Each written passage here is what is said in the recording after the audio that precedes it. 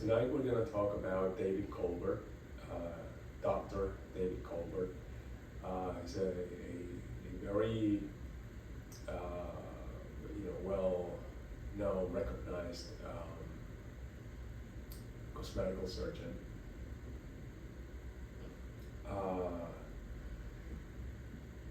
In New York City, and I'm sure in LA as well. He treats celebrities. And I met David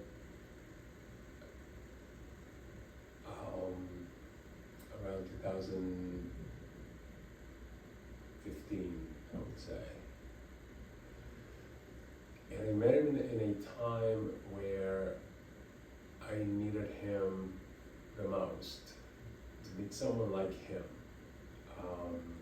because I was feeling very undervalued and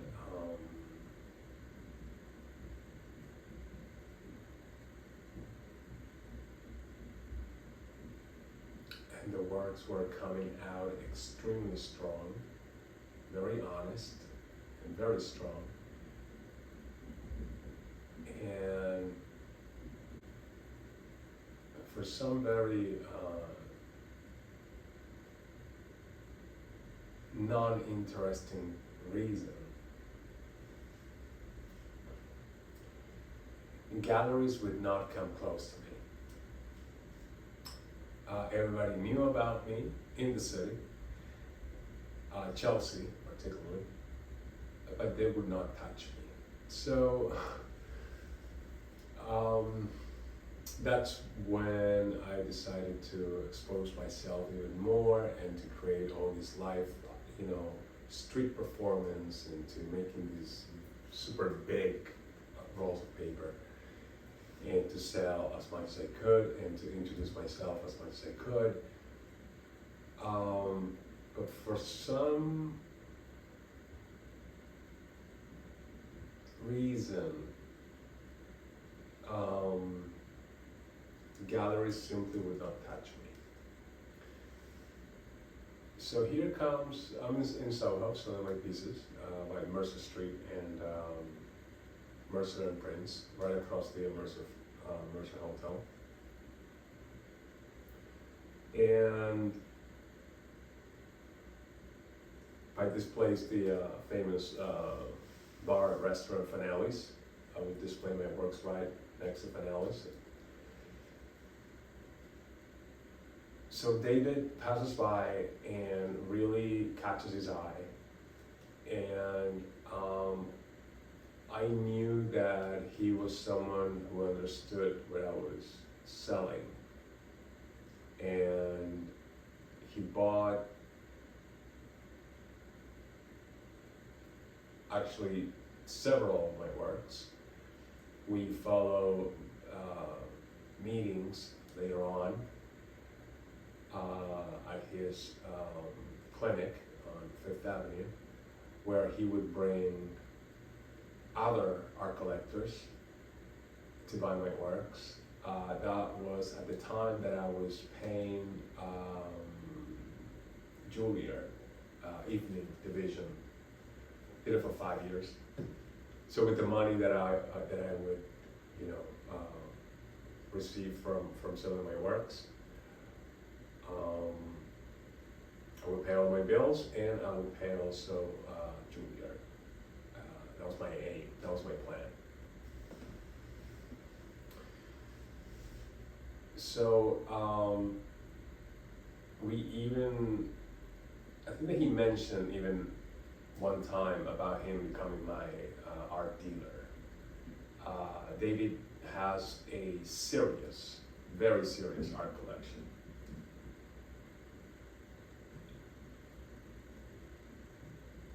And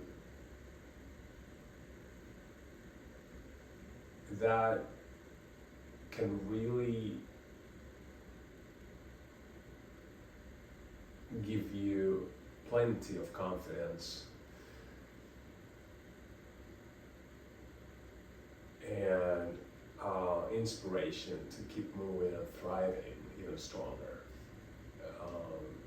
Thanks to him, that Sienna Miller got one of my works, and his friends, and he was really putting the good word for me with such a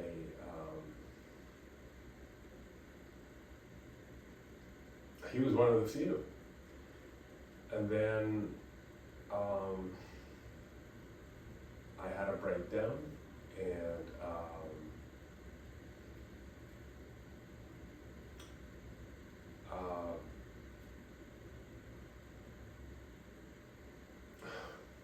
look, there's a pattern where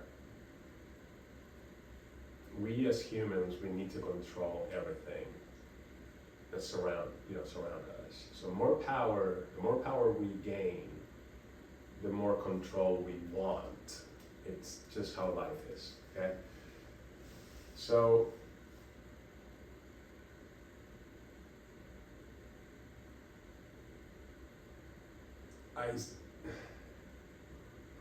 this bridge that I burned with David was simply because I felt kept inside a black magic box, and I'm pretty sure I'm not alone.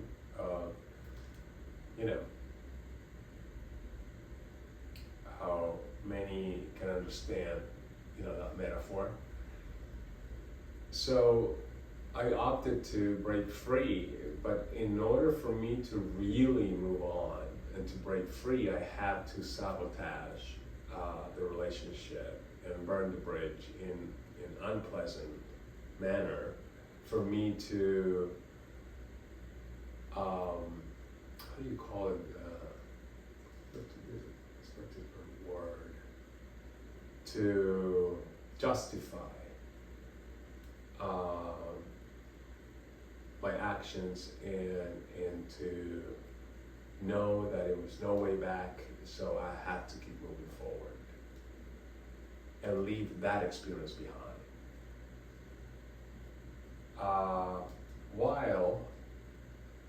Meanwhile, I could have just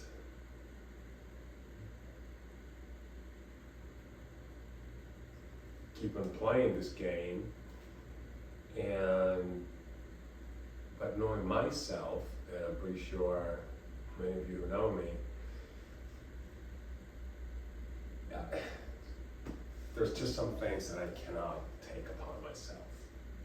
It's my DNA, it's my character, it's the way I am, and I had to move on, but I thank David for everything he did for me. He was buying my works left and right. He was buying my works, he was telling everybody about me.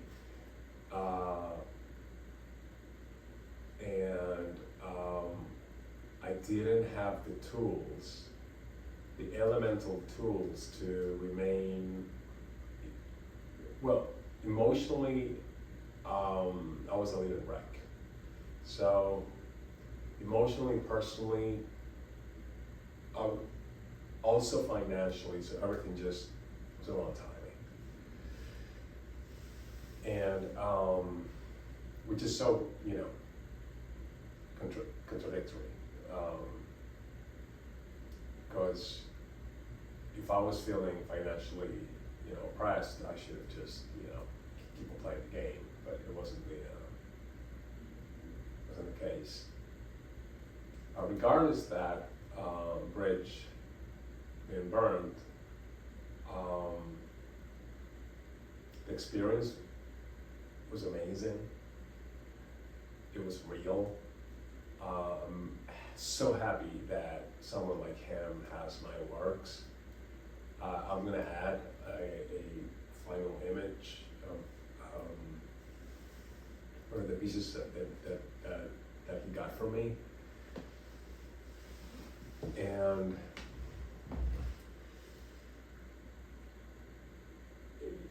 all of you guys out there, art collectors, artists, whoever, gallery owners, we have to understand then that when someone is born with a certain kind of power, you cannot suppress that power. You just have to nurture it. You have to spoil it. Unfortunately, you have to spoil it. To start playing mind games and power trips and who's holding the ball or who has the power more than the other person, it's never going to comply with someone like me.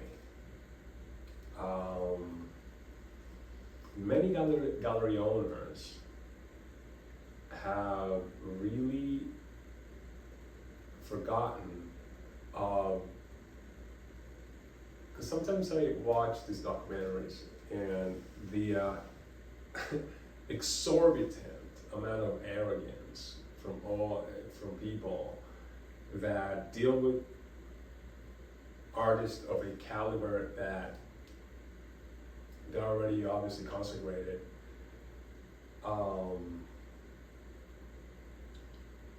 And they're living American masters, but we forget the beginnings of those artists. And so nowadays, unfortunately, gallery owners have lost that touch to deal with, raw diamonds. And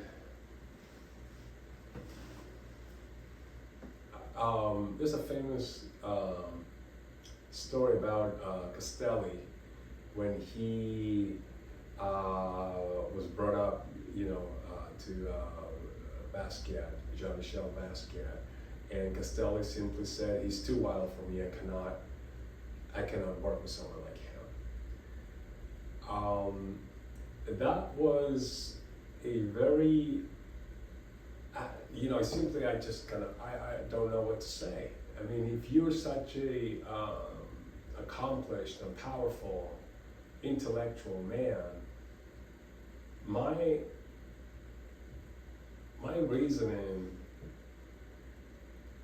of my process of thinking is like, well, the more accomplished you are, the more protected you are, the more intellectual tools you have, the more easier becomes things become around you, such as dealing with, someone, for example, like Basquiat. But I would say understanding is the key word. to understand the actions of an individual is the key. If someone is behaving or reacting erratically or defensively, is for a reason. So since we are capable to understand others intellectually, it's simpler and easier to understand. Oh, I can see from where this person is coming from. So I don't really think that that's a problem when you are a business person that works in the art world, and the manipulation and the suppression and the wrong guidance to many artists that they have to make different turns in their career just to satisfy the gallery owner in order to sell artworks, in order to pay the gallery, in order to pay their lofts and their new life. That is a good catch-22.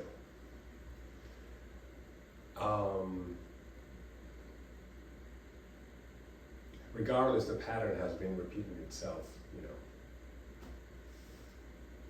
The only person,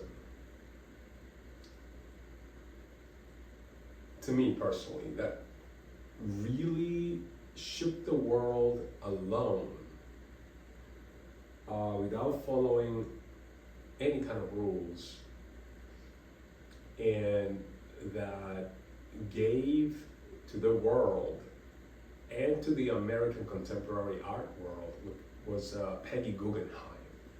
That woman was, and all the story that she had with Picasso, and to transferring all his works from Paris to the United States, and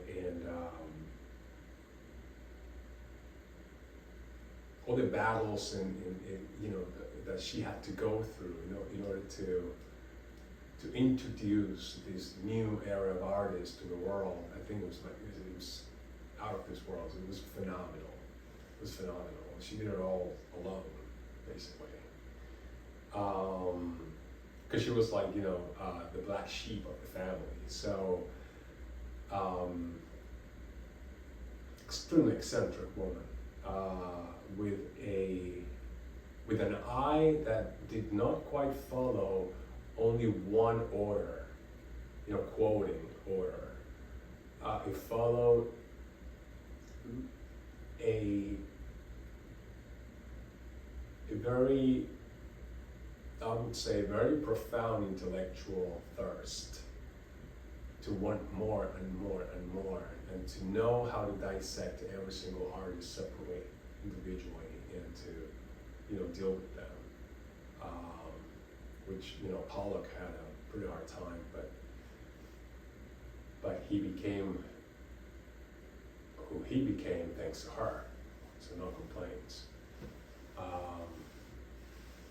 Whatever followed after that, it was Jackson's state of mind. But that dichotomy of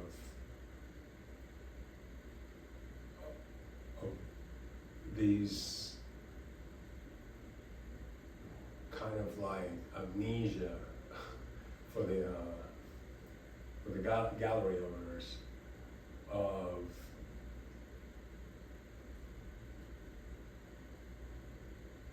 always wanting to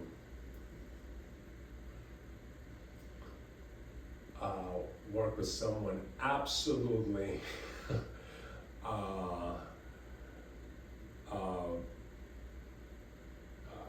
how can I say this?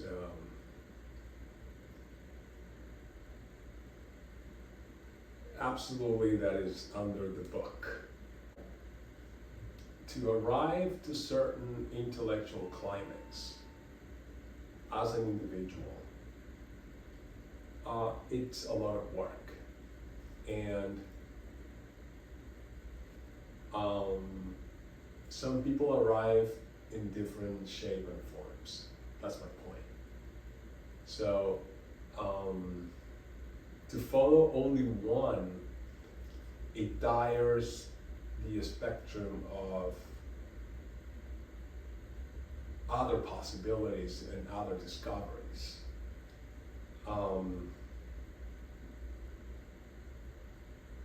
Still, out there, what is happening, at least in Chelsea, 50% is like no comments, but the other 50% is just amazing. It's beautiful. It's really strong and very powerful. So I guess that I've been trying to reinvent myself and to be understanding of how or why a gallery owner is a certain way or behaves in a certain way. I'm pretty sure there's so much stress behind closed doors.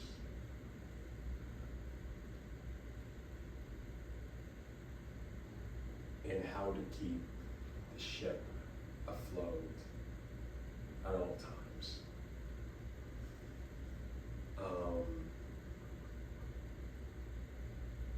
And the word risk,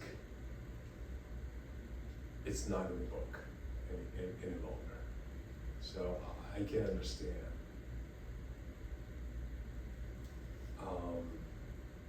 But again, we forget how we, got started, how many got started out of nothing, and empires were built. So,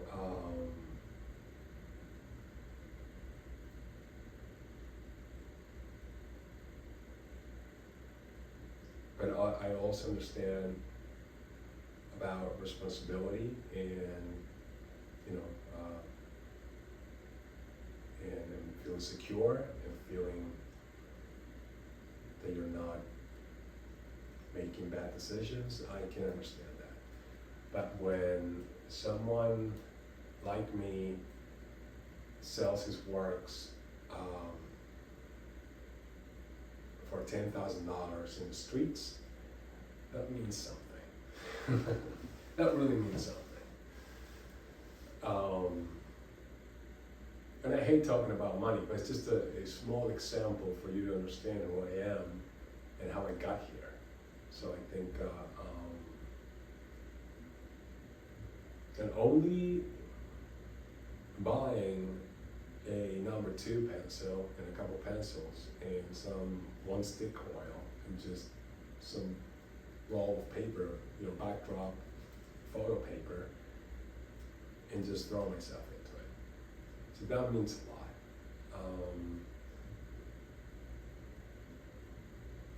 And I'm not intending to stop, but I'm just bringing this up. I'm going full circle about my explanation of the way I felt and why that bridge was burned with David, that I hope that we can get to reconstruct in the future. That's my point. Because I think he's an amazing person and super talented and passionate about who he is as a professional. So thank you, David, for having been so patient and generous and kind to me in the short period of time that we met.